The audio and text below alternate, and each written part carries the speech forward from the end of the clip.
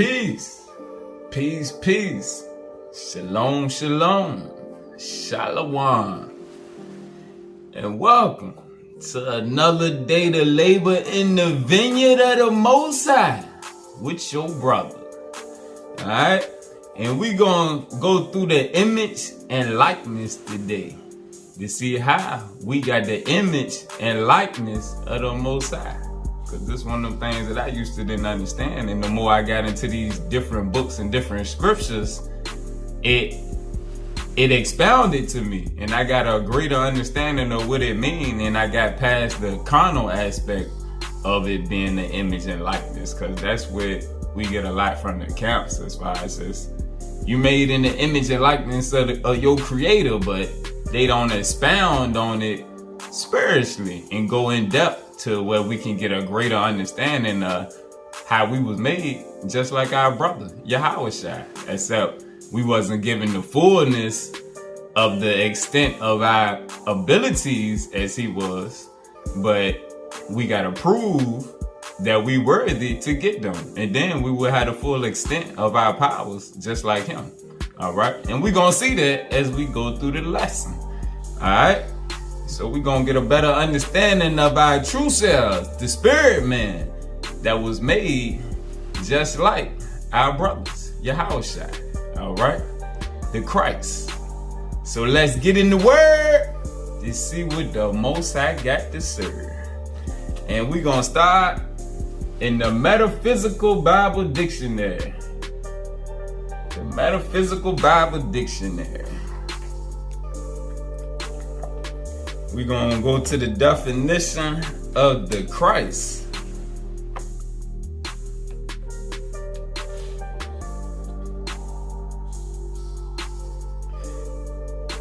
Alright, so the metaphysical definition. Christ is the divine idea in man. Yeshua is the name that represents an individual expression of the Christ idea. Jesus the Christ is the form of the name that is commonly applied to the man of Galilee who demonstrated perfection spiritually. Christ is the idea that is being expressed by men as the result of their faith in an understanding of truth. Again, Christ is the idea that is being expressed by men or women as the result of their faith in an understanding of truth. Christ is the only begotten Son of the Creator, or the one complete idea of perfect man in divine mind, oneness with the divine mind. He is the embodiment of all divine ideas, such as intelligence, life, love, substance, and strength. In the architect's mind, there may be one masterpiece, but that masterpiece is the sum of all the beautiful ideas that have come to his mind. All right, so all the different attributes. In Islam, the 99 attributes of Allah, which are the 99 names, because all the names are the attributes. All right, in church, the body of Christ. All right, everybody's a different part of the body, different attributes. But like it said right here, the masterpiece is the sum of all the beautiful ideas of the Creator. This Christ, or perfect man idea, existing eternally in the divine mind, is the true spiritual higher self of every individual. Each of us has within him or her the Christ, just as Yahushua had. And we must look within to recognize and realize our sonship or daughtership, our divine origin and birthright, even as he did. By continually unifying ourselves with the highest by our thoughts and words, we too shall become sons and daughters of the Creator manifested. The cosmic man or grand man of the universe, often referred to by religious mystics, is the Christ.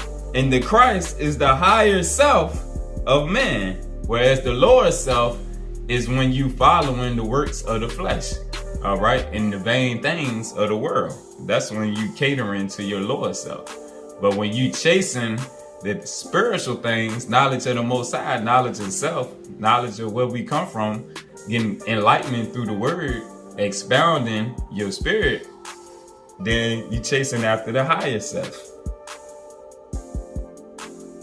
We do not realize the nearness of this spirit man because we have not found our real selves.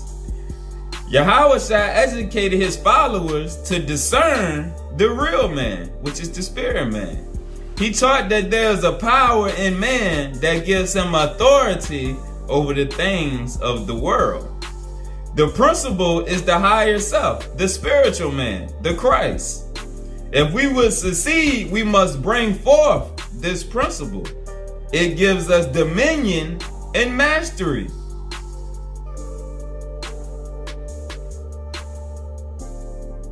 Look at yourself not as flesh and blood, but as spirit. Yahweh affirmed his true self, and the Father acknowledged him. The reason for limited comprehension and power of the ordinary man is found in the fact that he sees the world around him as under material law. In agreeing with it, he makes himself part of it. The birth of Christ within man is to bring into consciousness of the spiritual idea of man through the quickening power of the word of truth. It is the beginning in the inner realms of consciousness of a higher set of faculties that, when grown to full structure, save the whole man from ignorance and sin. All right. So when we activate the spirit of truth within us, which is the indwelling Christ, it saves us from destruction and sin. All right. Because then we start to see things from a different perspective. All right. And we take off that old man and put on the new man. Next, precept upon precept, so we get greater understanding. We're going to go to the sealed book of Mormon, to the sealed book of Moses. And they don't sell this book online no more. So you can download the PDF off of Google and just go print it out at Staples or somewhere. That's what I did. Because they stopped selling it after El Dayil was teaching out it for so long. We're going to go to the sealed book of Moses, chapter 3, verse 4. Man had been created in the image of the Creator, reflecting in itself its divine attributes, namely love, wisdom, creative potential, and justice, and had also been created according to its likeness, thus obtaining characteristics similar to the image of its Creator, coming to be an immortal creature. All right. And we got to remember, the Most High is an artist. He is a creator. The Creator creates. So any of us that keep talking about, I don't know what I'm good at, I ain't got no skills, I don't have no type of artistic work, you are wrong. All right. Because within you, you have some attribute of the Most High to create with.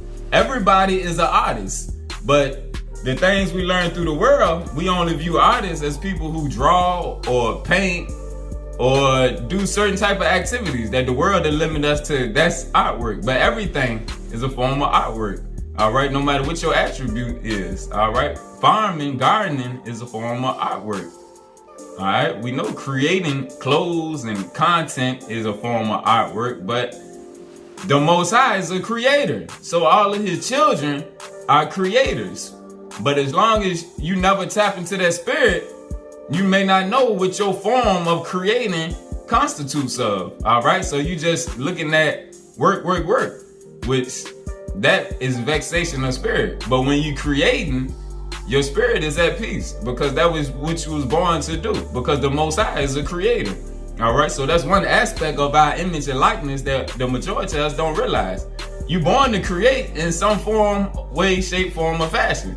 And when you find the lane that pleases you to create in, you done found part of your work. All right, because all of us created in the image of the Most High, and the Most High creates. All right, even the eternal mothers, they create the spirits of the spirit children, and they nurture them. All right, let's keep eating. We go to the Apocrypha. The Wisdom of Solomon. Wisdom of Solomon, chapter 2, verse 23. For the Most High created man to be immortal, and made him to be an image of his own eternity. Again, for your creator, the Most High created man to be immortal, and made him to be an image of his own eternity. Nevertheless, through envy of the devil, your brother Lucifer, came death into the world, and they that do hold of his side do find it. All right, because he gonna take you farther and farther away from the truth, and you will never understand your true image and likeness, because he gonna get you caught up in the vain things of the world. All right, next, let's go to Doctrine and Covenants. Doctrine and Covenants. Let's keep precepting. Doctrine and Covenants, chapter 20. Through thy precepts we get understanding. That's one of my forms of artwork, lining up these precepts.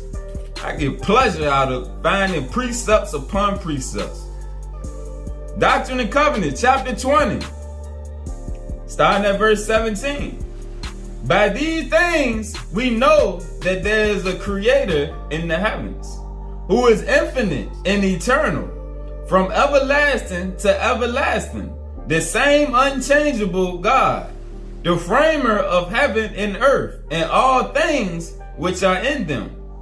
And that he created man, male and female, after his own image, and in his own likeness created he them, and gave unto them commandments that they should love and serve him, the only living and true God.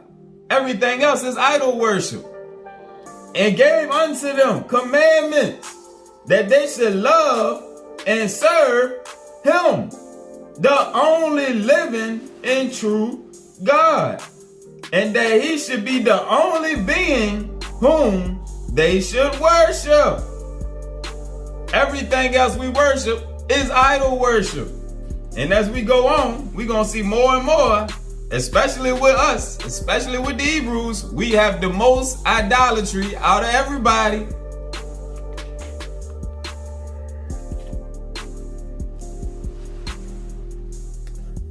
Again, and gave unto them commandments that they should love and serve him, the only living and true God, and that he should be the only being whom they should worship. Now let's go to the book of John. John chapter 4, verse 24. John 4 and 24. For your creator, the Most High, is a spirit, and they that worship him must worship him in spirit and in truth. Tying this to the last precept, the only things you should worship is spiritual. You should not worship nothing made of the hands of man. Nothing that you can see with your physical eyes should be worship. All right? So if you find people or yourselves worshiping anything that you can see with your physical eyes, that's idolatry. All right. That's why white Jesus is idolatry. Worshiping the rock in Muslims in Islam is idolatry. Hare Krishna, worshiping them statues, is idolatry. The Most High is a spirit, and they that worship him must worship him in spirit and in truth, because that's where your image and your likeness resides. All right? In the spiritual realm, in the spirit man within you. Spirit to spirit contact. Worship him through spirit. Speak to him through spirit. We're going to tie it together even more. Let's keep eating. All right, go to Romans. Romans chapter 8. Romans chapter 8. Starting at verse 8. So then, they that are in the flesh cannot please the Creator. But ye are not in the flesh, but in the Spirit. If so be that the Spirit of the Most High dwells in you. Now, if any man have not the Spirit of Christ, he is none of his. If any man have not the Spirit of truth, he is none of his. Go to verse 13. For if ye live after the flesh, ye should die. But if ye through the Spirit do mortify, put off the deeds of the body, override the deeds of the flesh, ye shall live. For as many as are led by the Spirit of the Creator, for as many as are led by the Spirit of truth, for as many as are led by the Spirit of Yeshua the Christ, they are the sons of the Most High. They are the sons and daughters of the Creator. All right, so we got to get realigned to the Spirit and not the things that we can see. For ye have not received the spirit of bondage again to fear, but ye have received the spirit of adoption, whereby we cry, Abba, Father, Most High, Creator. The Spirit itself bears witness with our spirit that we are the children of the Most High. All right? The spirit man within us, the indwelling Christ, the Spirit of truth that we have to unlock through following the ways and teachings of our brother Jesus, Yahushua, Yeshua, Isa, Emmanuel, Yehoshua, Yeshua. The Spirit itself bears witness with our spirit that we are the children of the Creator. And if children, then heirs. And if children, then heirs. Heirs of the Creator. And joint heirs with Yahushua. And joint heirs with Yeshua. And joint heirs with our brother Jesus the Christ. If so be that we suffer with him, that we may be also glorified together. We suffer with them. That's why we ostracized from the majority of the people that's following idolatry, worshiping their God. All right. He said he was going to separate a remnant because only a remnant was going to be able to see him truthfully for how he was in the spirit. All right. The rest of them want to continue following idolatry. All right. And not the true doctrine that our brother came teaching us, which is to worship him through the spirit within that he was going to teach us to unlock within ourselves so that we could connect back. That's why I say first, seek ye the kingdom of heaven, and all things will be added unto thee. First, seek the spirit man within that ties you to your Creator, because he is a spirit. And ye are also a spirit, one of his children. All right. So if you unlock the spirit of truth and you start opening up the seed within of your spirit man, you can connect back to the Most High, to the spiritual realm. All right. To the spirits within creation. That veil of darkness starts to disappear. Again, and if children, then heirs. heirs of their Creator, and joint heirs with their brother, the Christ, if it so be that we suffer with them, that we may be also glorified together. Go to Colossians chapter 3. Colossians chapter 3, verse 2. Set your affection on things above, not on the things of the earth, not on material possessions and chasing after the pleasures of your flesh, but set your affection on things above. Go to verse 9. Lie not one to another, seeing that ye have put off the old man with his deeds, the old man who followed after the vain things of the world, who lived just to satisfy the pleasures of his flesh. Seeing that ye have put off the old man with his deeds, his actions, and have put on the new man, which is renewed in knowledge after the image of him that created him. The new man, which is renewed in knowledge after the image of him that created him. The spirit man, renewed in knowledge of the spirit. So your view has changed. You're not looking at things from a carnal perspective no more. You're starting to realize the indwelling truth of all things, that this world is spiritual. Life is spiritual. The Creator is spirit. You are a spirit living within a spiritual realm. All right. And that's how we begin to change our mind. All right. That's how we renew our mind. It's our vision. All right. Let the light of thy eye be single. Your spirit mind. Your eye within your mind. Let it be single. Not focus on the world, but focus on the spirit and spiritual things. And your whole perception of life will change. Your actions within will change. How you live your lifestyle will change. But it starts with recognizing the truth. All right? Life is spiritual. And have put on the new man, the spiritual man, which is renewed in knowledge after the image of him that created him, the Creator. Go to Corinthians. 1 Corinthians chapter 15, verse 49. And as we have borne the image of the earthly, the flesh, the carnal man, we shall also bear the image of the heavenly, the spirit man. All right? We born first through the flesh, the carnal man, but as we wake up, we also bear the image of the heavenly. We realize that the flesh is just our vehicle to navigate down here. Truly, we are spirit, just like our brother, the Christ, just like our Father, the Most High. And as we have borne the image of the earthly, we shall also bear the image of the heavenly. Go to verse 53.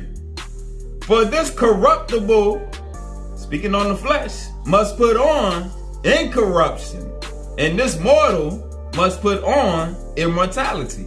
Immortality can only come through the spirit. All right? This corruptible must put on incorruption, and this mortal must put on immortality. Again, for our corruptible ways must be transformed into incorruptible spiritual ways. And this mortal man, this carnal man, this flesh must transform into the spirit, which is immortal. All right? We must change our mindset from the mortal mindset to the immortal mindset, where all things are possible through the spirit. All right? Let's keep eating. Go to Philippians. Philippians chapter 2. Philippians chapter 2. Verse 5. So let this mind be in you, which was also in your brother, Christ Jesus. Let this mind be in you, which was also in your brother, Christ Jesus, who being in the form of the Creator, thought it not robbery to be equal with the Creator. All right. Why did the Jews, the Hebrews, the Negroes over there try to stone him? Because he said that him and the Father were one. All right. And they couldn't process that because the Pharisees and Sadducees, just like the modern day churches and the majority of the camps, keep us stuck in a carnal mindset. All right. So we can't process the spirit man within, and we can never really truly realize how we was created in the image and likeness of the Most High. All right. Even the image and likeness of our eternal mother. All right. So let this mind be in you, which was also in your brother, Christ Jesus, who being in the form of the Creator, spiritually, thought it not robbery to be equal with the Creator, the Most High. All right. Let's go to John. Go back to John. John 10. John 10, verse 30. I and my Father are one. And like I say, after that, then the Jews took up stones again to stone them because they couldn't process, because they had that carnal mindset. They had the Edomite mindset. They didn't have the Israelite mindset, the mind filled with the light. They only could see carnal things, the physical things that their eyes could behold. Their spirit man hadn't been awakened yet because of the teachings of the Pharisees and the Sadducees.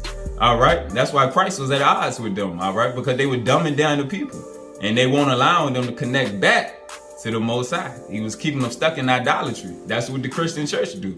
All right. They keep us stuck in idolatry. They don't allow us to grow to the spirit man. All right. Why? Because Satan has set up all the religions of the world. Islam, all the isms and schisms, like Bob Marley used to say, get rid of all the isms and schisms and just come to the truth. All right. The truth is written in the text that the ism and schisms is built around. All right. But they give you 1 or 2 words instead of going through 45 precepts in an hour, and you don't really grow because you just stay on milk. All right. And all they do is appease your carnal mind. All right. Make your spirit feel good, but your spirit ain't getting no nutrition. We gotta eat. We gotta eat. The Most High said, if you love me, feed my sheep.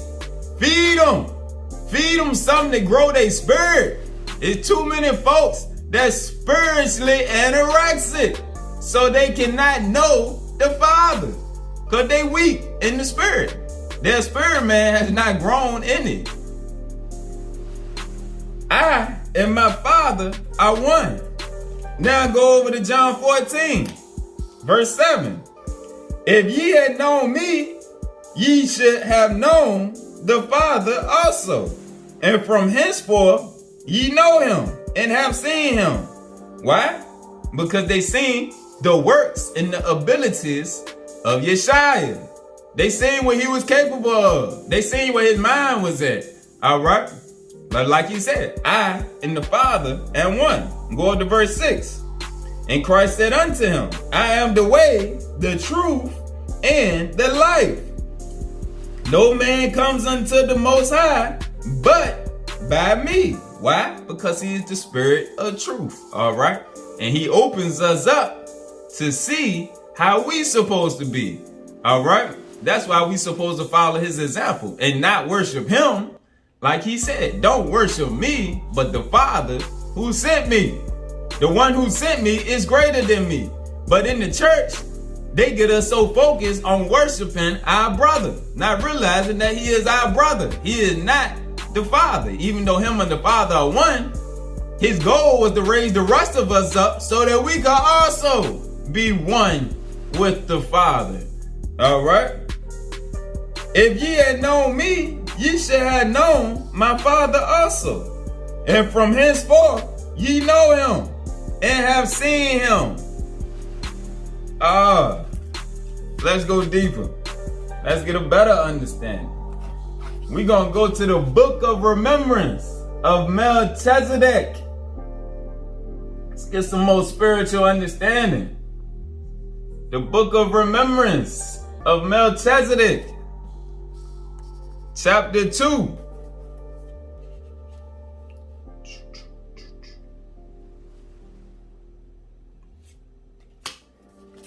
Verse 48. And these the words of the Most High. In this book, his name is called Enoch. All right. And we're going to see here how he decided to send a part of himself in the flesh to help raise up his children. All right. And Enoch, the Most High, continued and he said, so now I declare that part of my soul that has been thus influenced by the edge of eternity to not know and to seek understanding and to wonder and to feel joy or sorrow shall leave Elder, the Most High Heaven, and enter in at the edge of eternity to walk among my children to save them when they to walk among my children to save them when they sin and to forgive them through salvation and to redeem them back to holiness of heart. To redeem them back to holiness of heart and join them to you. Speaking on the watchers, he was talking to the watchers, the holy watchers, and to me here in heaven in righteousness. And I further declare that this very part of me that I have thus described shall become a man to walk among men, and he shall be called my son, and my words will be his words, and my feelings will be his feelings, and what he does will be that which I do, and I shall be the living water of life for them through my son. All right. Through Yahushua, we see the Father, what he would do, say, be, act, and feel. All right? That's why we have to study our brother, to see his actions and characteristics. All right? Let's keep eating. Sealed portion. Let's go to the sealed portion. Sealed portion. Chapter 6. Sealed portion, chapter 6, verse 46. And now, my beloved children, this is the Most High speaking. And now, my beloved children, this was in the spiritual realm before we got sent in the flesh. And now, my beloved children, I give my power and glory to your elder brother, Jesus the Christ. He is my beloved son, and from this time forth, this power shall be held in the order of his name. This power, which power? The power and glory of the Most High, all right, that resides in our brother, the Christ. He's saying this power shall be held in the order of his name, or in other words, the holy order of the Son of God, which is the highest priesthood, the order of Melchizedek, the order of Enoch. All right, that's the highest priesthood. The order of Aaron is the lower priesthood. All right, Christ came to restore us back to the higher priesthood. That's what's in the book of Hebrews, I believe it's chapter 8, when he talked about the order of Melchizedek. He was ordained after that order, which is originally the order of the Son of God. All right, so he came to take us back to the higher teachings, the spiritual teachings. Moses gave us the carnal law to raise us up in our flesh, all right, so that our actions could be in alignment. And then Christ came to put our actions and our spirit in alignment, all right? And all of you shall belong to and partake of this holy order. And ye shall do this by keeping the commandments that he should give unto you. And he shall give these commandments unto you only by and through my own command. For he is your brother, and I am your creator. And he will call others to help him in my work. They too shall belong to this holy order. And all things shall be done in righteousness, with an eye single to my glory. not to your own glory. That's what Lucifer did. Lucifer, I wasn't single, because Lucifer had visions of his own glory and what he wanted to accomplish, not the vision that the Most High had for him, which would have made his eyes single. And when our eyes single to the glory of the Most High, it's let his will be done, not we want to be this and we want to be that. That's what the public education system do. You can be this, you can be that, anything you want to be. Because why? Because Lucifer set up the public education system to take you away from the spirit of the Most High, the spirit within. What you're supposed to be is already encoded within you.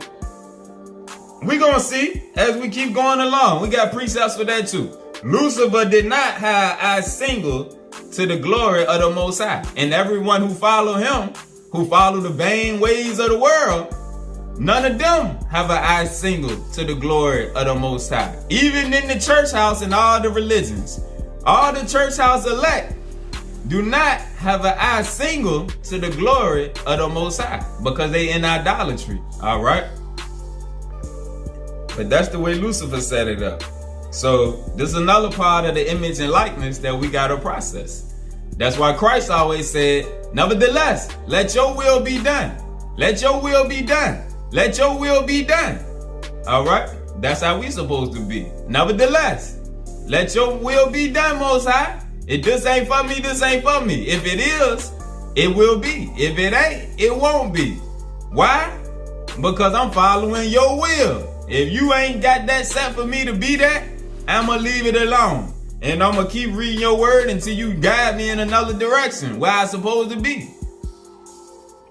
All things should be done in righteousness, with an eye single to my glory, which glory is in your eternal joy and happiness. The only way to receive your eternal joy and happiness is to follow the will of the Most High. All right? Your eternal mothers already knew what would create the most happiness for you. It's already encoded within you. All right? Now we got to start to see the balance between the mother and the father. The eternal mother created you and fastened you and put within you, which will bring you the most joy and happiness, your attribute of the Father. It's already encoded within you. The Most High and his workers out here help to bring it out you, which she then placed in you. All right. We getting a better understanding. Image and likeness. Spiritual things. Image and likeness. All right. Our true image and likeness will give us eternal joy and happiness. But we got to struggle and get away from the world to be able to find it. All right. Let's keep eating. Go to the sealed book of Moses and the sealed book of Mormon. Sealed book of Moses, chapter 3, starting at verse 60. All right, we just read about the holy order of the Son of God, the priesthood of Melchizedek. All right, 60. This is therefore the key to the priesthood. Speaking on that same priesthood order, the highest order, the order of the Son of God, the order of Melchizedek, the order of Enoch. This is therefore the key to the priesthood and the mystery that will be sealed in this book until the time of the end. Another sign from the Most High that we at the time of the end, because he told Moses to hide up this book, the sealed book of Moses, only to come forth in the end of time, because he didn't want this knowledge to come back until the end of time, after the curses was lifted from us and he began to awaken us. Because as we awaken and our spirit man unfold, we can start to accept and eat more and more of his knowledge, more and more of his understanding. We can process it. All right. Because he knew we was going to be coming out of the camps and the churches and the true teachers that he was going to raise up to raise up his people spiritually and feed them spiritually. They was going to be able to get away from just absorbing milk and start eating milk spiritually. Meat. Spiritually, we was going to be able to absorb the deeper teachings. All right. So he told Moses to hide these up the same way he had the sealed portion hid up until the end of time, after he awakened us and released us from the bondage to the Gentiles, which all these things is the fullness of the gospel that signified the end of the time of the Gentiles. That's in Doctrine and Covenant 45, chapter 45. All right. This is therefore the key to the priesthood and the mystery that will be sealed in this book until the time of the end. Because there is nothing more sacred to be revealed to men in the flesh than this knowledge, that the name of God, the name of your Creator, can be invoked in their hearts, and that one cannot evoke the powers of the heavens. One cannot evoke the powers of the spiritual realm and the holy priesthood of the Son of God unless it be through sentiments, which are feelings, derived from the love of the only begotten Son of the Father. All right?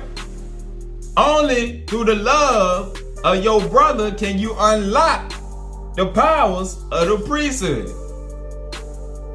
Because the brother, Yahushua, Christ, he was the image of the Most High. All right? So to love him is to love the Most High. Because to love him is to love our true selves. He's a reflection of us as well as a reflection of the Most High. All right? This about a spiritual family. The eternal mothers created our spirit and revealed what part of the Father is within us. The Most High set out to work and create. Christ came to show us the unity of the Trinity, the Mother, the Father, the Son. The Holy Ghost is the Spirit that's within the seeds, the Spirit of truth that lies dormant within him. But our brother came to unite all of it together. To love the Father is to love the Son, which the Son gives you true knowledge of yourself because he's your brother. Image and likeness. Image and likeness. The Christ is an image of ourselves, how we supposed to be. All right? The powers that we supposed to possess. The love that we supposed to possess. The sentiments, the feelings, the compassion that we supposed to possess. The fruit of the Spirit in Galatians chapter 5. The fruit of the Spirit is the sentiments of the heart of Christ, which is the sentiments within our hearts that we use to call on the Most High. Oh, let's keep eating. Let's keep eating. Go over to 55, and I'm going to go halfway down. This is the Most High talking to Moses. My name cannot be pronounced by the human mouth. My name cannot be pronounced by the human mouth, but in your heart, invoking the feeling that prefigures my whole being, which you could only understand in the realm of human understanding as being the most sublime and elevated feeling that there is of unconditional love. Most High say if you ain't got unconditional love in your heart, you can't truly call on my name. You can't truly know my name. You can't activate the powers of my priesthood. That's how Yeshua was the image of the Father. All right? He had the same sentiments within him, that unconditional love. All right? That's why he wanted us to repent, to cleanse our spirits, to get back into good graces. All right? That's why he healed people, even on the Sabbath day, which the Jews couldn't process or understand. All right? That unconditional love. That's why the Gentile woman was healed by her faith, even though he said he only came to the lost sheep of the house of Israel. All right? Her heart, the faith within, was in alignment, and it healed her. All right? Let's keep going. 56. For whoever shall call upon my name shall be saved. What that means is whoever purifies their heart Because it's the sentiments within your heart how you call on the name and activate the powers within. Whosoever shall call upon my name shall be saved.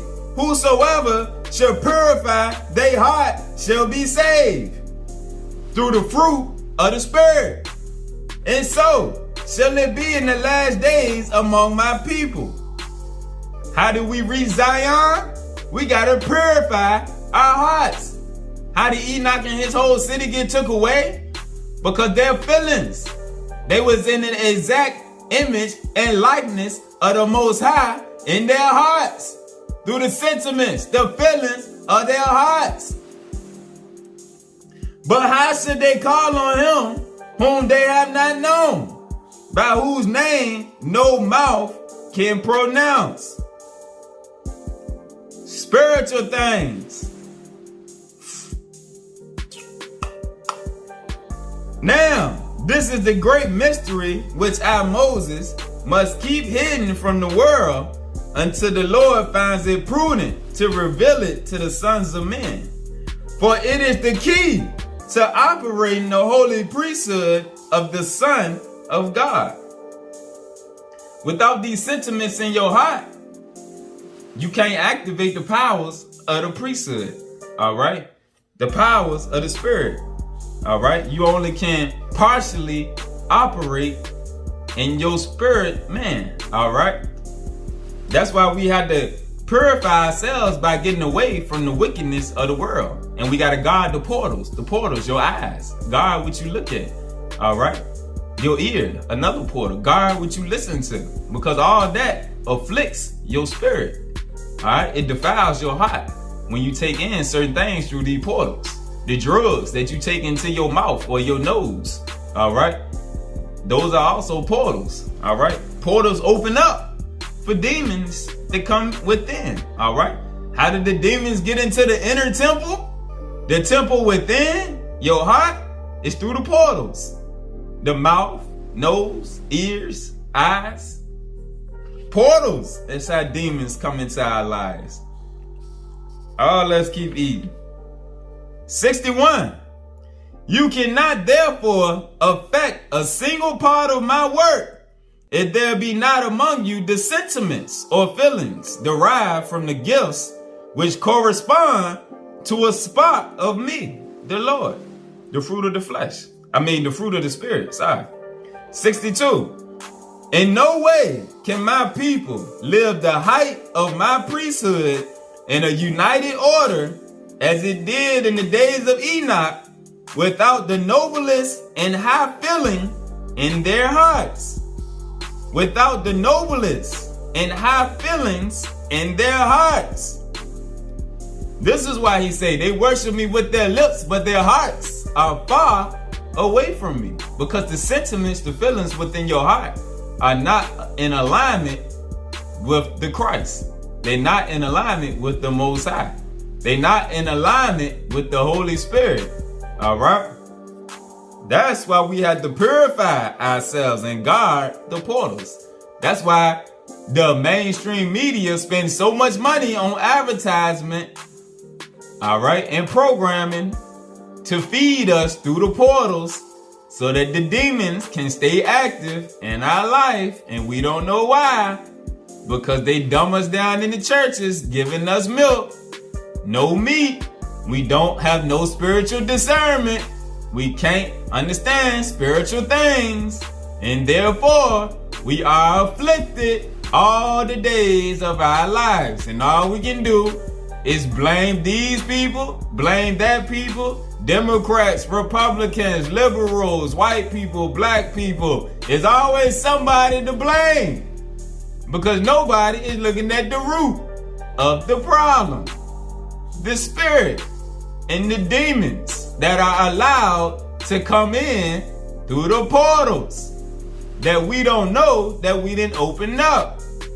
When an alcoholic gets drunk, a portal is opened up. So when that spirit comes within and that person start acting crazy, people be like, well, he just got out of character. He don't normally act like that. Yeah, because the portal was open. And since the portal was open, it allowed a spirit to come on up in there and use you for a little bit. All right. Let's keep eating. Let's keep eating. We getting fed good today. I hope you can digest it. In no way can my people live the height of my priesthood in a united order as it did in the days of Enoch without the noblest and high feeling in their hearts, all derived from charity, which is the purest expression of the love of your Creator among the children of men. Much less you can affect any ministry, whether it be healing or powerful works, without any of the feelings derived from this greater gift. For no authorized representative in the sacred order of my priesthood can perform any miracle, such as healing, unless there is the gift of compassion in your hearts when they pray with hands on top of the sick. Your action will be in vain if there is no corresponding feeling within you to do the work, whatever it may be, whatever the work calls on. It will be in vain if there's no corresponding feeling within you. All right, to the sentiments, all right, or the work from which you call. That's why you got people that cook food, but they ain't cooking it with love, because they ain't got the right sentiments within their heart, and it's just a job to them. But somebody that was called and created to be a chef, they cook with love, all right? And that's why when the Most High get the cooks cooking the raw foods, all right, the raw food chefs, and they put that love within it, the healing is going to come. The healing is going to come to the bodies, all right? Because they're doing their work with the proper utensils, which is real food, and they're using the sentiments that come along with it, which is love, all right? And they want to heal people, and they want people to enjoy the food that they put together, all right?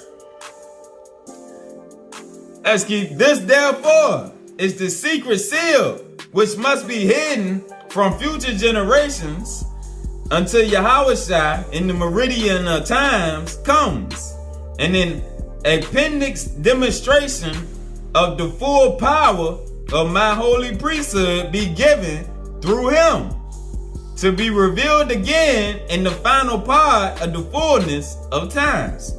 All right. So brother Jesus came in the meridian in the middle part of time to demonstrate and show the full power of the holy priesthood of the Most High. All right.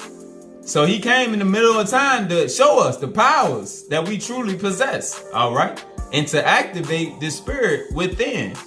All right. The spirit of truth within all of us. All right. And then say, he will be revealed. The power of his priesthood given through him will be revealed again in the final part of the fullness of time.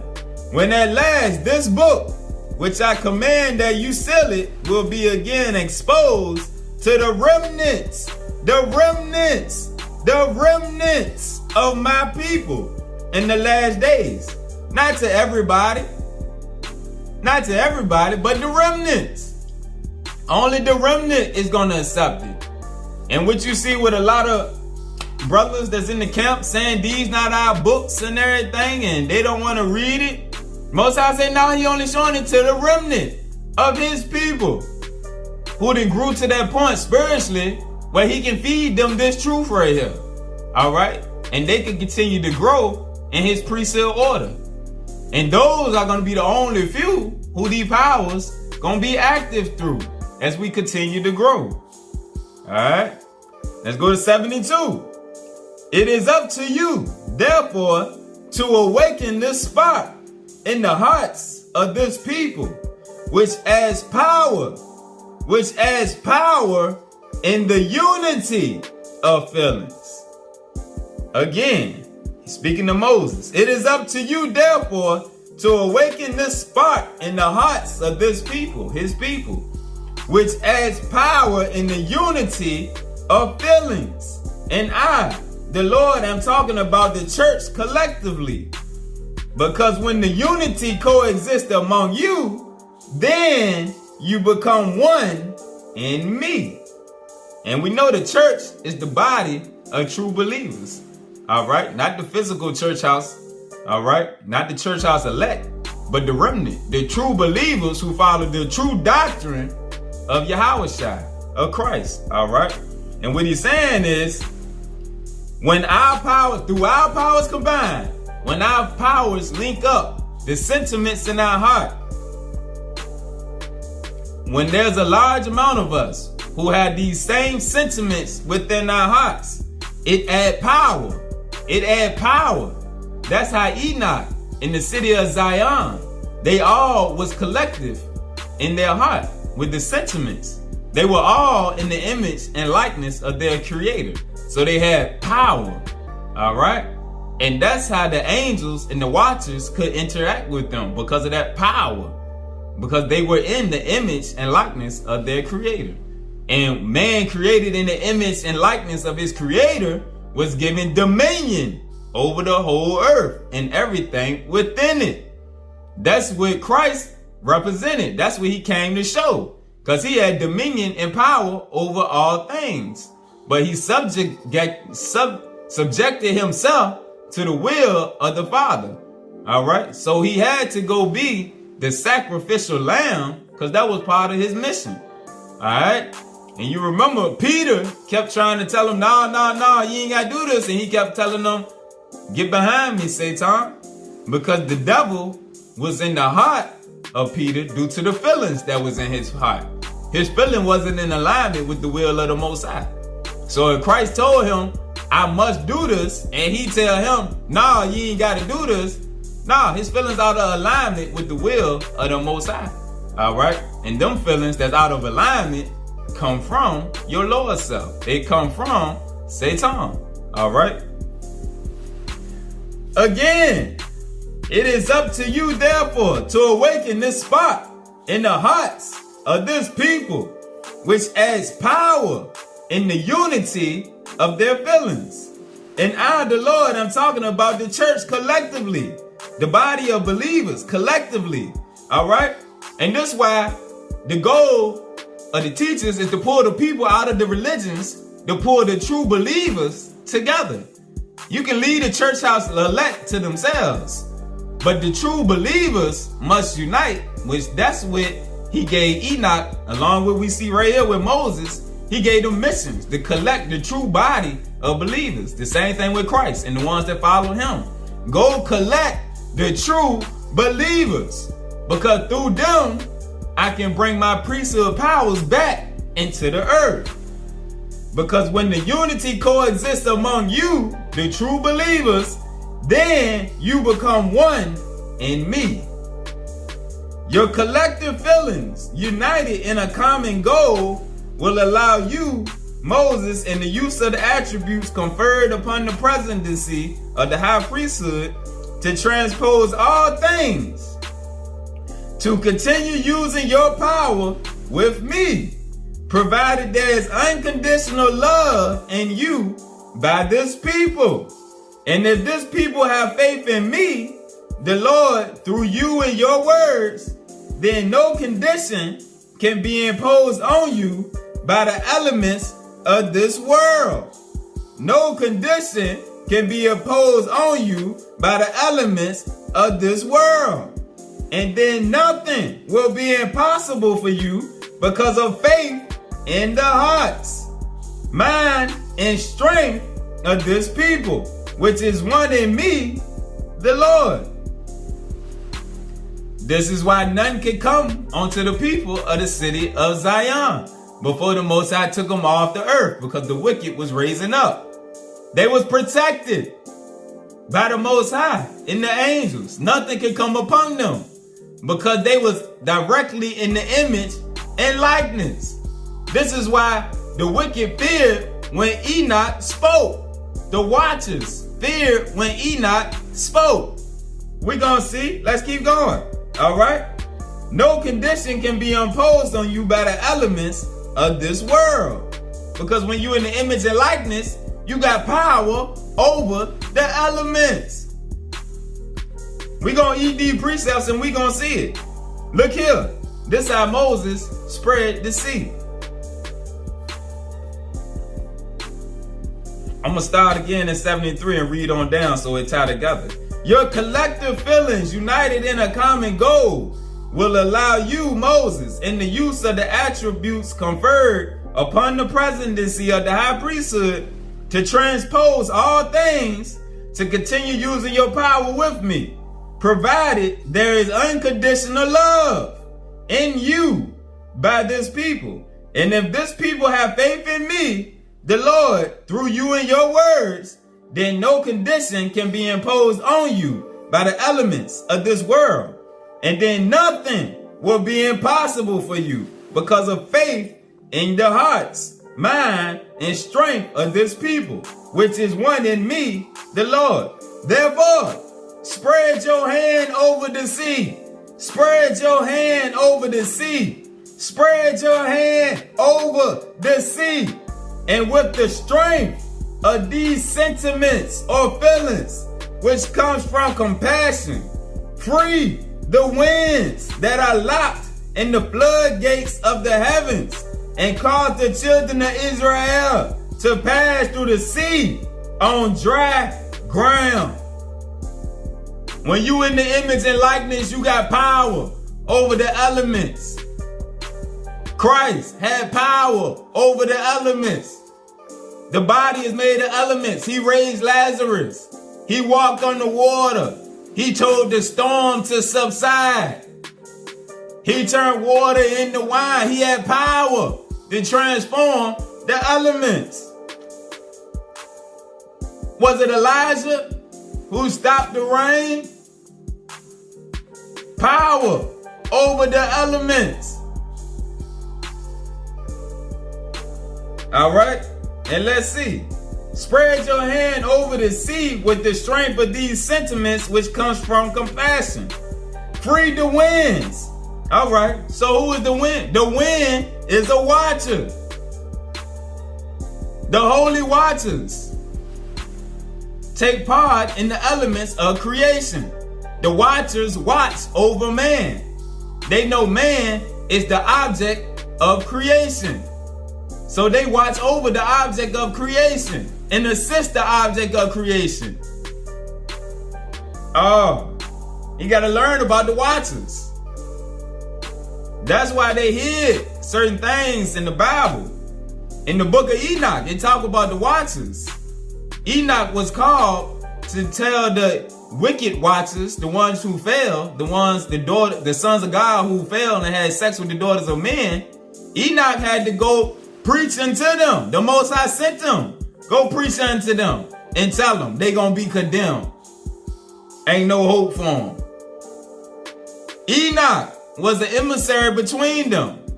The same way Christ was an emissary between us and the Father. Enoch was an emissary between the fallen angels and the Most High. The watchers. Hold on. Where it? Let's go to the book of remembrance. Precept upon precept, line upon line, from book upon book, here a little and there a little. Through these precepts, we gonna get understanding.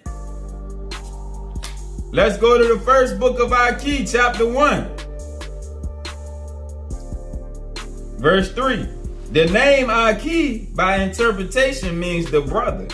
For he was the brother of all the living, and he lived when the righteous watchers, as did Enoch, the seventh from Adam. He lived with the holy watchers, the Urkadashai. He lived with the holy watchers, as did Enoch. Everybody don't get to live with the watchers because everybody is not in their proper image and likeness. So they can't access the abilities of the watchers. But Aki could, and so could Enoch, and so could Christ. All right? But the wicked call him a wild man, and they greatly feared Aki. The same way they greatly feared Enoch. The same way they greatly feared Yeshua. So powerful was his word that the holy watchers obeyed him. So powerful was his word that the holy watchers obeyed him. And And the elements responded to his righteousness. The elements responded to his righteousness. Water is an element.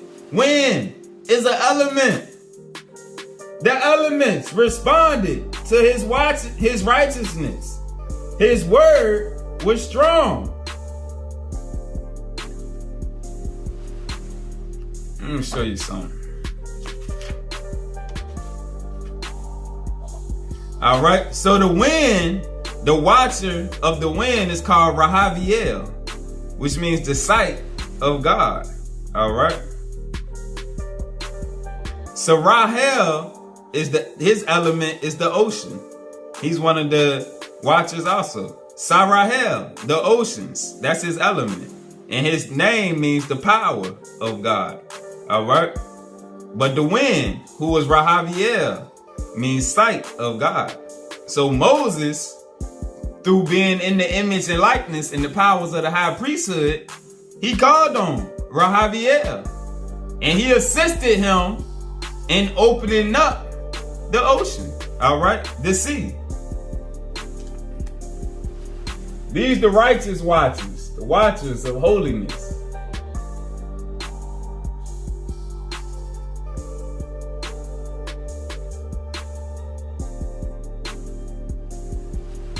So when we in the image and likeness, we got control over the elements, just like our brothers did, all right?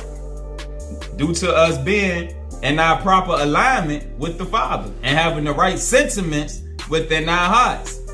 That's why a lot of people think that these things that they did in the scriptures was just stuff from fairy tale. No, it's because you've been drinking too much milk. And the modern Pharisees and Sadducees, the churches, the camps, they not giving you no meat for you to digest. That's why the Most High held these books and said he won't gonna release them until the end of time, right before Christ's return. All right, because by that time the remnant was gonna start to eat on these heavier teachings, and we was gonna come into a knowledge of our true selves, our true image, our true likeness, and how we need to purify ourselves by repenting and getting away, closing up the portals so that we can close out avenues for the demons to infiltrate, so that we can keep the powers within active, and we can elevate them by eating more of the word, more of the truth, absorbing more light, growing. That's what the Most High want. So then, when Christ come back, he got his church ready. Zion is ready to help him do his work that he got to do as far as transforming the whole earth. But we got to get in the image and likeness first, so that when he get here, our heart already pure, our garment already clean. So then when he unlock us and we can use the powers like him, then we can help him transform the vineyard completely. Oh, let's keep eating. Let's keep eating. Go back to the sealed book of Moses, chapter 4. Chapter 4, verse 16. This the Most High, this Enoch talking to the Most High. And when he heard these words, Enoch fell down before the Lord and spoke, saying, why have I found grace in thy eyes? I am only a boy, and behold, your people hate me, because unlike my father, I'm weak in speech. Same way Moses. Moses was weak in speech, and he tried to get away from his work, but the Most High said, no, I got a plan for you, son. No, he ain't going nowhere. Just like Enoch.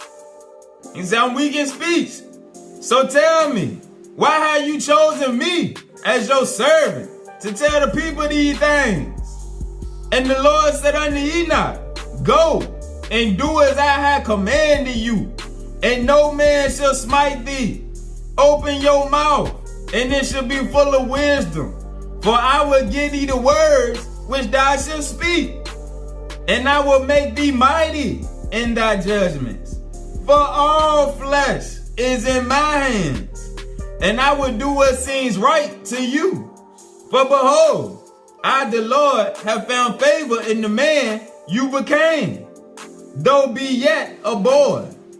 For there is in you all the good feelings,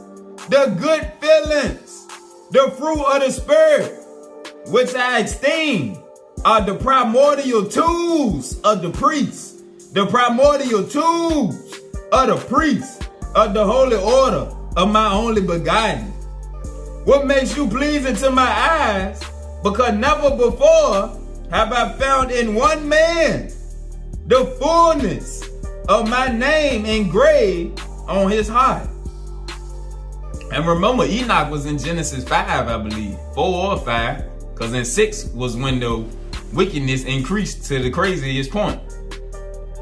So this before Moses and all this, it was Enoch.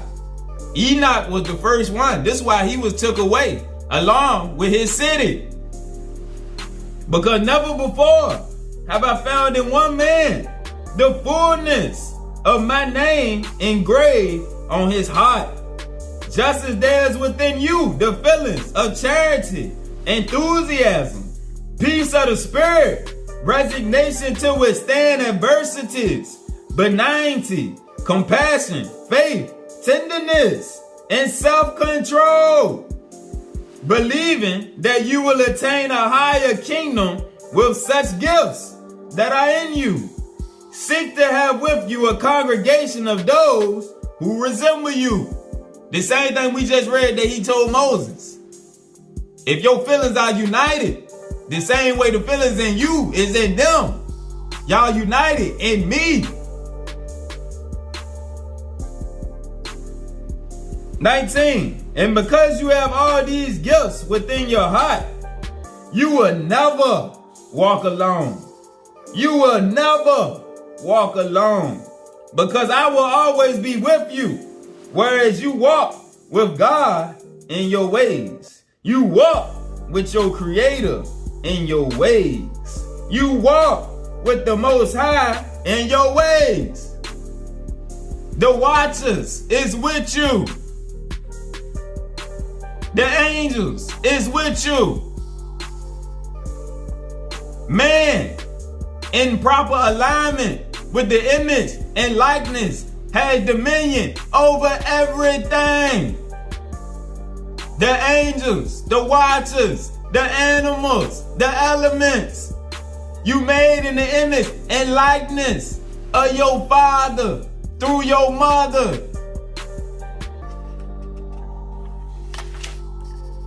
Go to verse 21. Halfway down. Enoch was informed.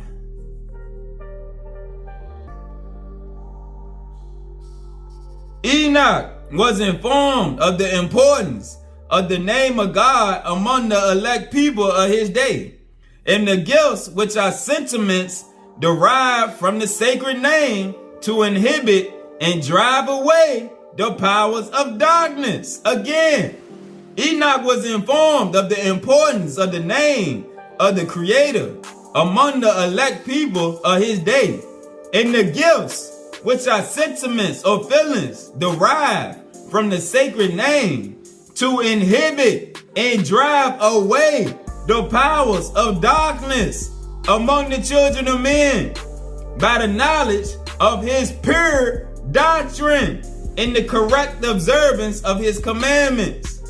The Creator then made known to him the importance of his name, which is already being evoked in the hearts of those who heard the preaching of his ancestors, but who did not understand the importance of using these gifts derived from the name of the Creator.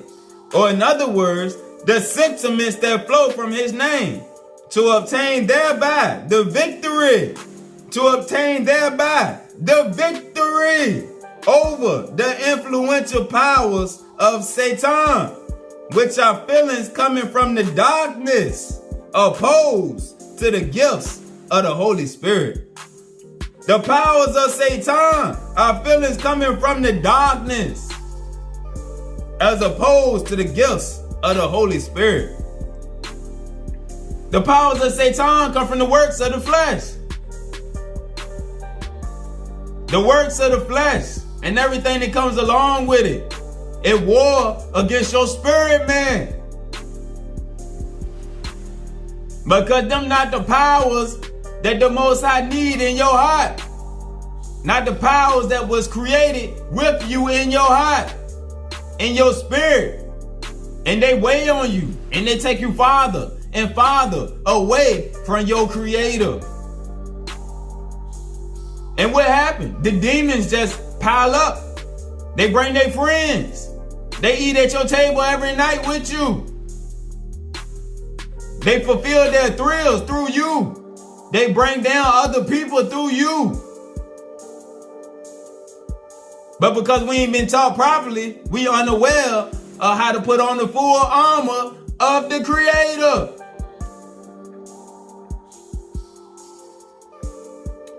In order to evoke the many names of the Creator, it is necessary to develop the gifts. In order to evoke the 99 names of Allah, in order to evoke the great I Am, it is necessary to develop the gifts. Therefore, the corresponding feelings for each one of them. And yet protect your hearts. Guard the throne. Watch the throne. Protect your hearts against the evil feelings that will be interposed in the uproar and stupor of thoughts, because they come from demons. Let's go back to the book of remembrance, 1st and 2nd Archy. Let's get some more understanding about Satan and these feelings. 1st Archy, chapter 2, verse 54, starting at the bottom. And Enoch knew that Semihaza, or Lucifer, or Satan, and his band, his angels, had an alternate vision for every person who enters the world. Lucifer had an alternate vision for every person who enters the world. And thus he rebelled against the Creator to the fullest. And his intentions are that he and his fallen angels become the object of creation in place of man. And it was in this way that he became to be known as the father of lies. Because for every truth of the Creator, every truth of the Most High, he has invented a lie. Every truth of the Most High, he has invented a lie. And for every human vision of greatness and creative purpose, he has a lying vision prepared to discourage, to destroy, and to lead astray, and to bring doubt and despair. Now we're getting a better understanding on public education, universities, and all them things that Yeshaya say he gonna destroy as soon as he get here. All the churches he say he gonna destroy when he get here. All the religions. Because they taking away the vision of the creative purpose of his children and filling them up with lies because they not getting fed the truth. For every truth, Satan has created a lie. Let's go back to the book of Melchizedek.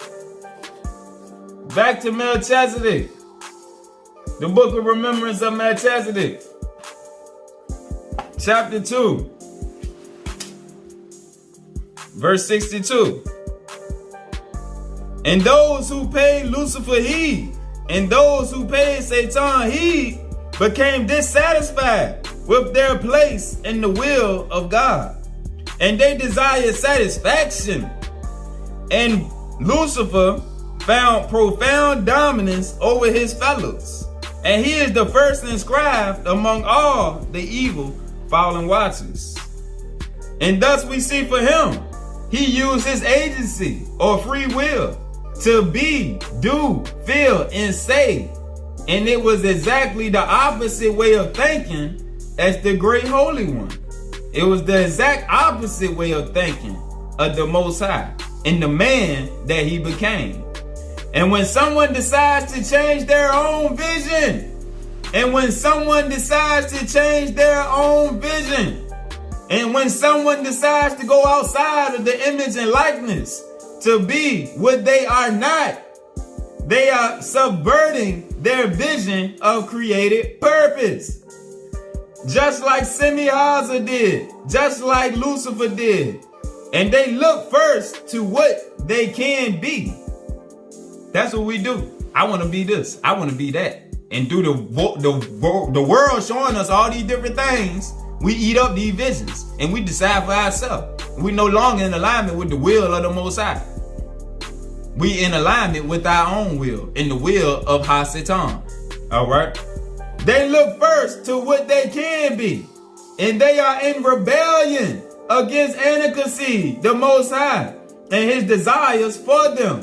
And they say to themselves, I can be this, or I can be that, whether it be to be beautiful, or strong, or smart, or brave. But if they begin with what would I say about myself, that means developing what one thinks first.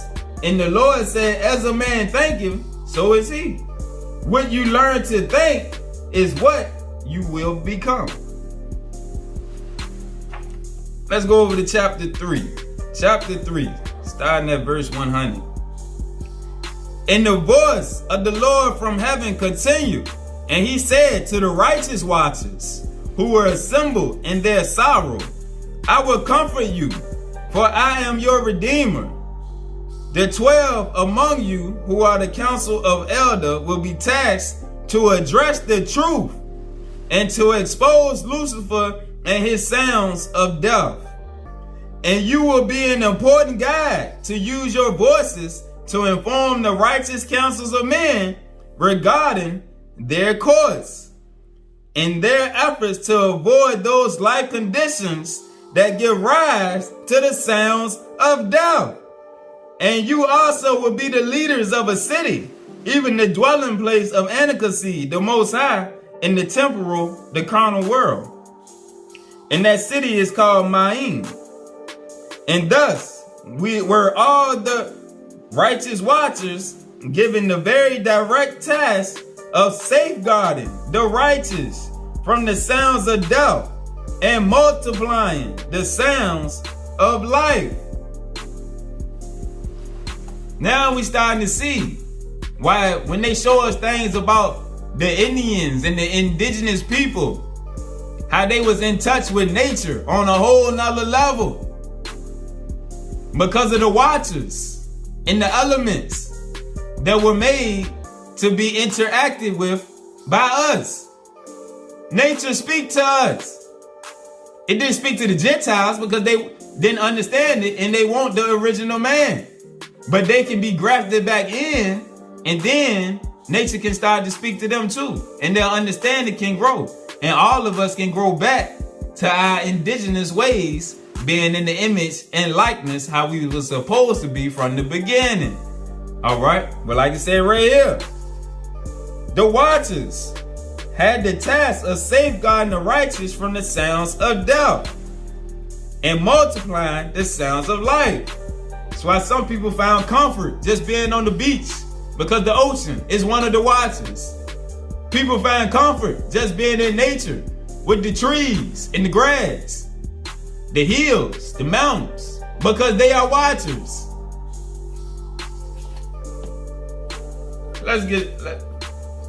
Hold on. Let me tell some of the different watchers so we can see why we were so in touch with nature. Fire, wind, mountains, rocks, thunder, trees, rain, hills, rivers, clouds, dew, grass, oceans, the sun, fountains, animals, fruit, moon, calendar, springtime, summer, fall, winter, stars. These are some of the righteous watchers of holiness. That's why some of these things speak to different ones of us. And when we in our right state of being, the image and likeness, they will assist us and enable us. All right. That's why the Most High said in the end, the animals is going to turn on the Gentiles that's destroying the world. All right. That's why he say the earth is going to protect the woman. The woman is Zion. The righteous, the pure, who are back in the image and likeness, back in touch with the elements. The elements can see you more clearly again. The watchers can see you more clearly again. Because you back in your natural state of being, which is the image and likeness of your creator. Your heart is pure. You don't have no more hatred and extreme lust in your heart. Back to Melchizedek. Go to 104. And all the righteous watchers looked, and they beheld the time when Satan was the chief of the city of Sinesoul. And he was not loyal nor faithful to those in his city. But he ate off of their feelings that make lies. And he was nourished by their feelings of deception. He was nourished by their feelings of deception and cunning. And he was insidious. And he loved the feelings of the greed. He loved the feelings of the greed that motivate thieves. And it was delicious to him. He ate it up. It was delicious to him.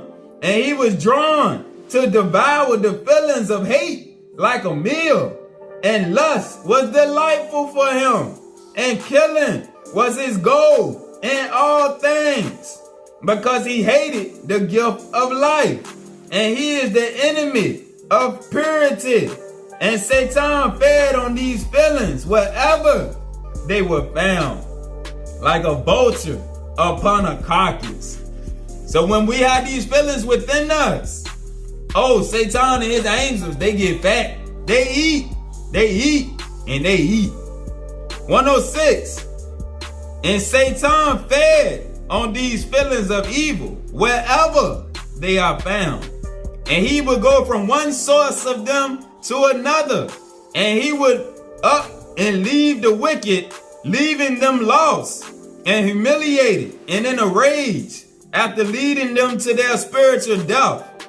And Satan hovers over those among men who feel these things. So be careful to disassociate yourself from the sounds of death. And thus, when the righteous watchers viewed all these things, the holy watchers viewed all these things, they knew what virtue is. And it was clear to them that virtue is to be faithful and loyal and honest and diligent and to be harmless and to accompany companions and strangers in their time of trouble. And they love the discipline it takes to avoid lust. And they would not pursue the satisfaction of possessions, nor would they seek to find dominance over their fellows to oppress them. But they love freedom and the sanctity of agency, and ever sought to safeguard the gift of life in all things by issuing forth the sounds of life.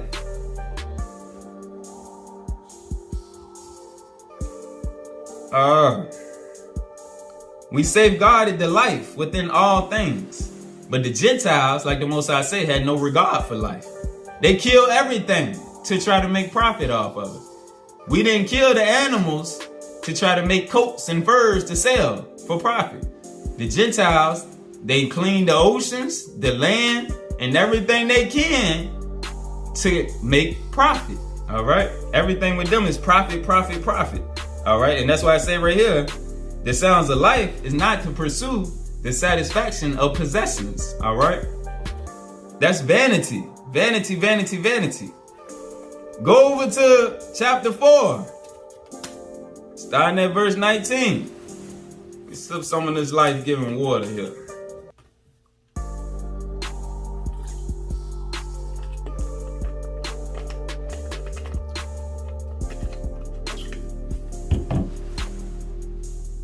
Verse 19.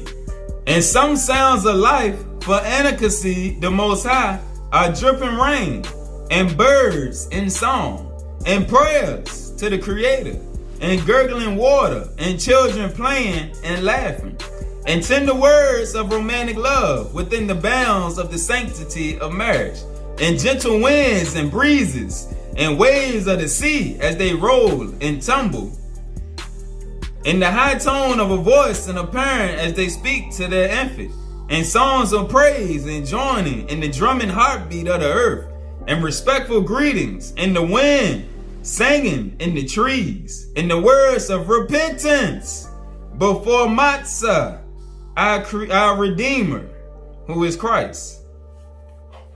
20, in the sounds of death,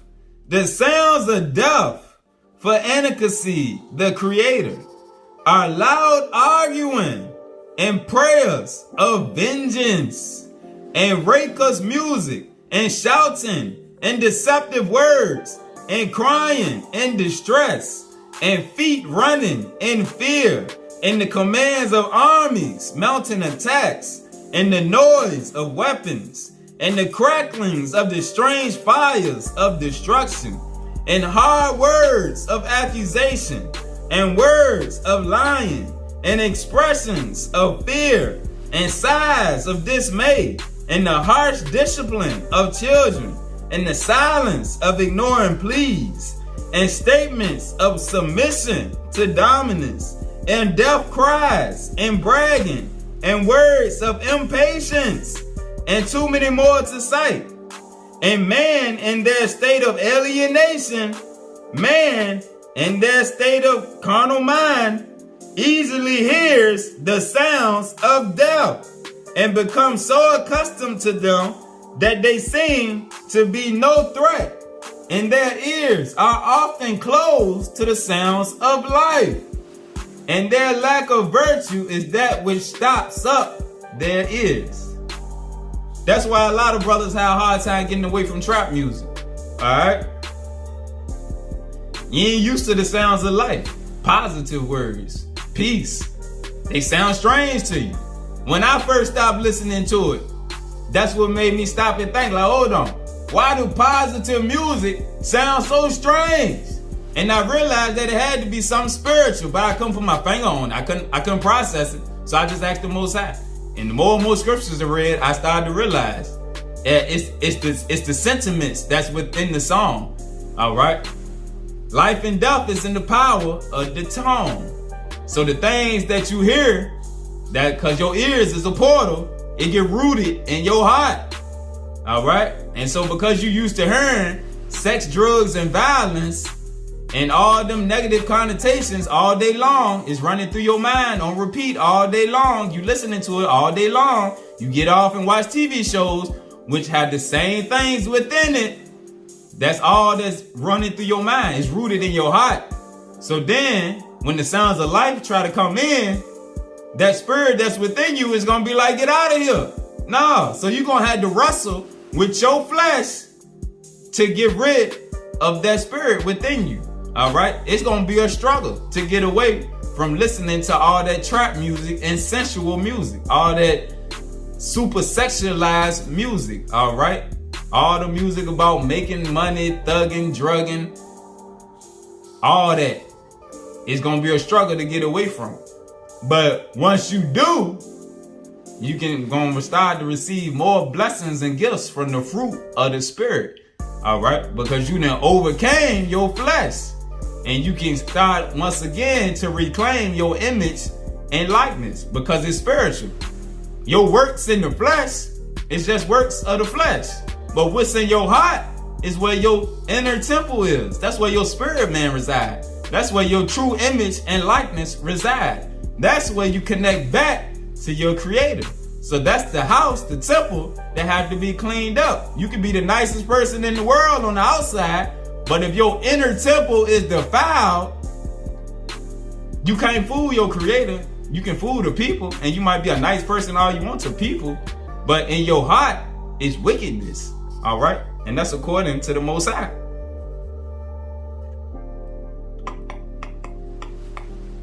And Lucifer delights in those sounds, the sounds of negativity.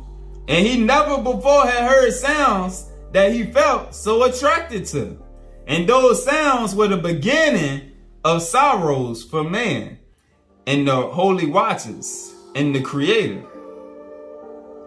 And because we spoke to their hearts by all of our sweet sounds, the sounds of death came to be out of mind. But into the world came Cain. Let's go back to the book of remembrance. First and second I keep. We're going to piece this thing together a little more. Hold on. Nah, wrong one. The book of remembrance of our ancient grandmothers. There we go. The book of remembrance of our ancient grandmothers. All right, so we just read about the sounds of evil coming into the world for the first time. All right, we're going to go to verse 98.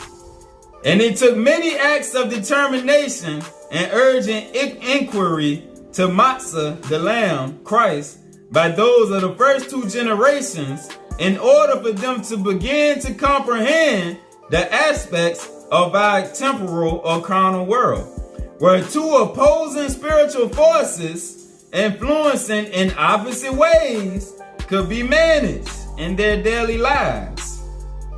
And there was nothing like it which occurred to them before. And they found that they must develop their skills with new language and conferring with one another, so that they could come to understanding and push back against discord and the chaos of the forces of evil.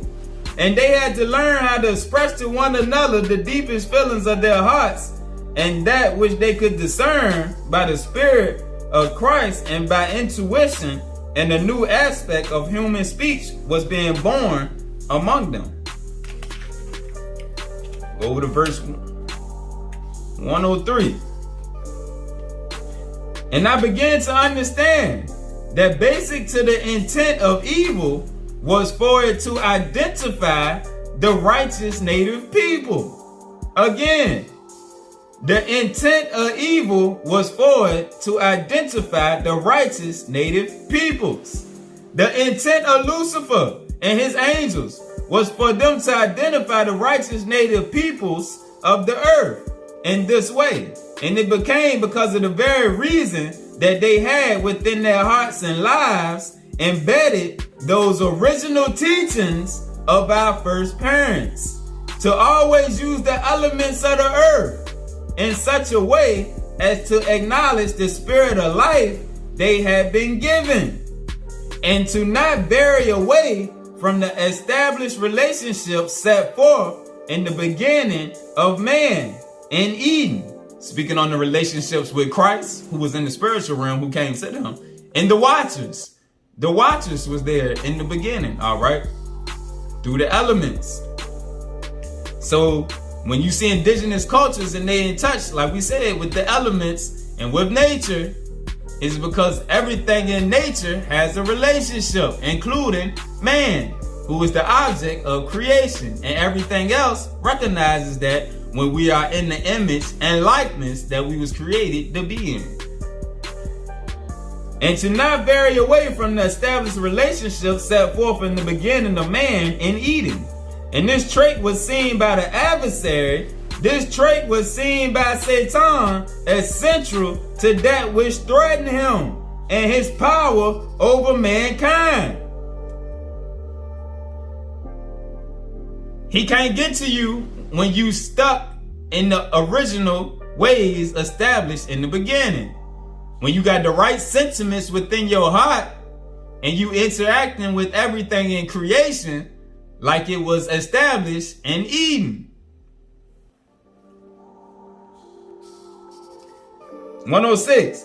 And righteousness was seen by the wicked to be shameful and old-fashioned and ignorant and a superstition and subtlety or craftiness. And the ability to discover unspoken meaning began to be seen as modern and intelligent. And these distinctions are used to this day to oppress righteous people the world over.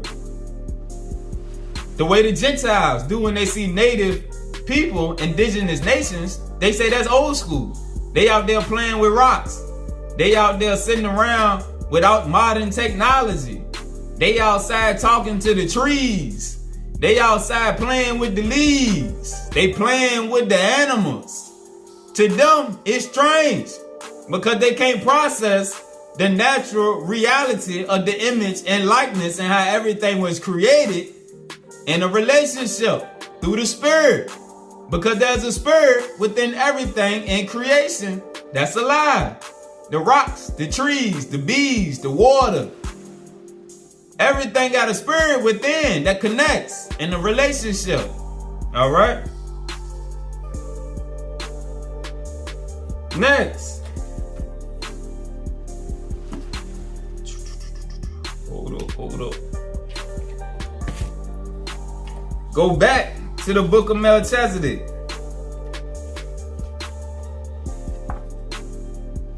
Nah, I'm wrong. Next, go to Doctrine and Covenants. Doctrine and Covenants, 93. All right, so we just read about the elements and how the indigenous cultures, that's why you hear about the Indian rain dance, all right? They had control over the elements, all right? Because they was in their proper state of being, in the image and likeness. Doctrine and Covenants, 93, verse 33. For man is spirit. The elements are eternal, and spirit and element and separately connected receive a fullness of joy. Again, for man is spirit. The elements are eternal, and spirit or man and element and separately connected receive a fullness of joy. And when separated, man cannot receive a fullness of joy. The elements are the tabernacles of God. Yea, man is the tabernacles of God, even the temples. And whatsoever temple is defiled, God should destroy that temple, because that temple is no longer in the image and likeness of his creator. The glory of the creator is intelligence, or in other words, light and truth. Light and truth forsake the evil one. Light and truth forsake the evil one. The image and likeness forsake the evil one. Every spirit of man was innocent in the beginning. And God, having redeemed man from the fall, through Christ, men became again in their infant state, innocent before God. Christ and all the prophets came to take you back to the image and likeness of your creator. When the gospel go into apostasy, you out of alignment. So the prophets throughout the whole Old Testament was trying to get the people back in alignment with the image and likeness of their creator. Our big brother Christ was trying to get us back in alignment with our image and likeness.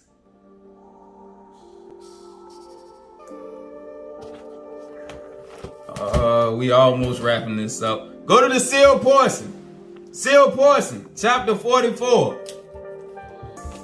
Sealed portion, chapter 44. Starting at verse 21. And Yeshua was given a cerebrum that was partially patterned after the cerebrum of the Father, the mind's eye, who is eternal and who can command all elements. Therefore, the cerebrum, or the mind's eye of Yahushua, was so constructed that the spirit of Christ, who could command the elements like unto the Father, but was restricted in some senses because of the order of nature in which he was created by his mother Mary. All right, so he had partial control over the elements, but he didn't have the fullness of his powers. And Christ could also remember things that had occurred before he was born into mortality, not having the fullness of the cherubim and the flaming sword placed before him. Or in other words, not having the cerebrum that was affected by all the restrictions placed upon the cerebrums of the other children of Adam and Eve. And he could also communicate with the spirit, which is the means given by the Father to communicate with his children in a much more concise and consistent manner than that which the rest of us in mortality can do. And so it was that Christ was born into the world with powers that no other mortal man had ever nor would ever be given. And he was commanded by the Spirit of the Father through the ministrations of the Spirit that he should not use these powers except it be according to the commandments that he should receive from the Father. And now, in this thing was the righteousness of Yahushua proven in all things. For behold, he had the power to do many things, yea, even the power to give life after the order of flesh, and take life from the same order of flesh. And the Father could not prohibit Yeshua from using these powers as he wished, because of the eternal laws of nature that are given unto them who have this type of body. For they are not restricted in anything that they would do. Nevertheless, the Father could give unto him commandments, but it was by the free will and choice of Christ that would determine whether or not he would keep the commandments of the Father. And for this reason, very few are allowed to have this type of power which comes from a body like unto the Father. And Yahushua kept the commandments of the Father in all things from the beginning. And the Father knew that Yahushua would keep his commandments, and this was the only reason that the Father allowed his Son to have a body patterned after his own. And so it is with all of those who shall receive a body like unto the Father, or a celestial body, that shall have the power and glory of the Father, according to the order in which it is created. And once a spirit have been given this body, it shall have the powers of this body.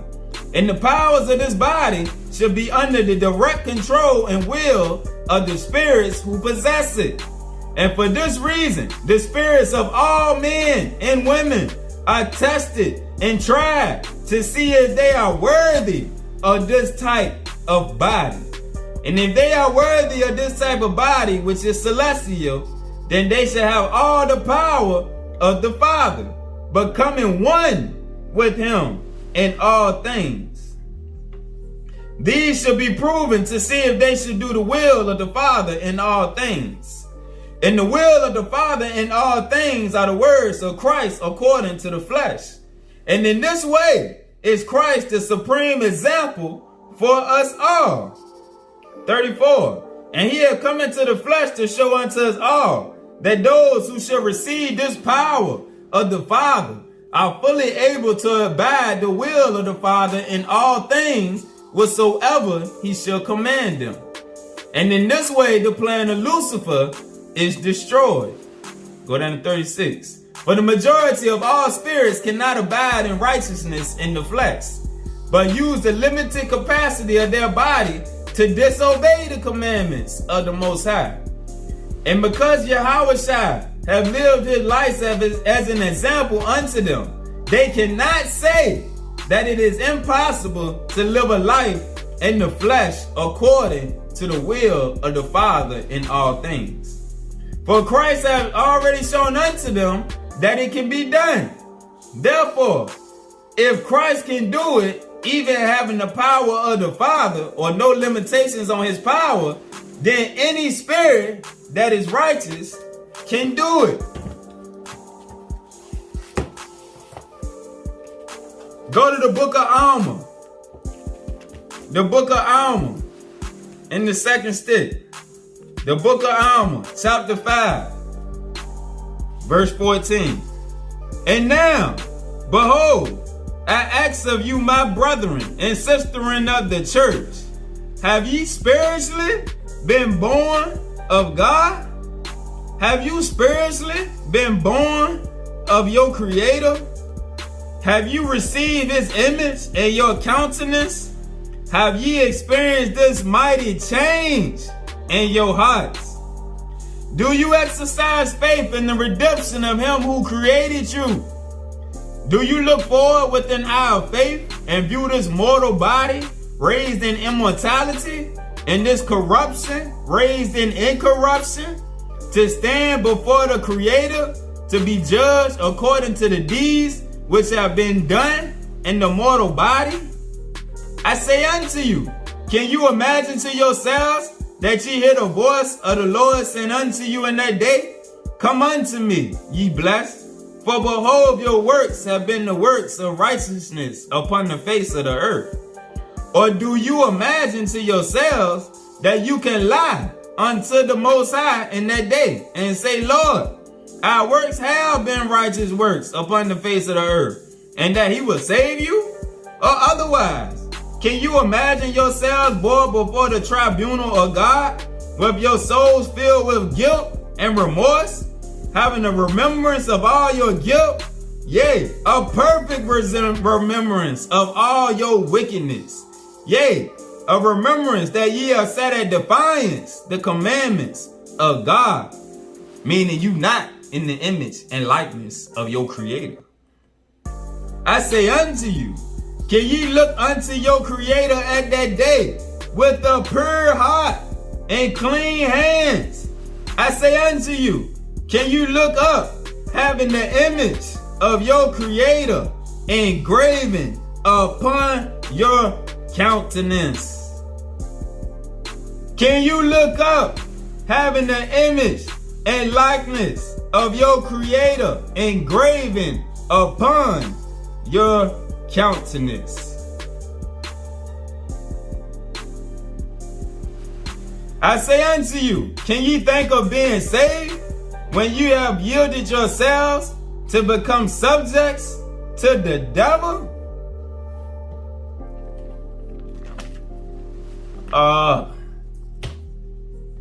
We ate good today.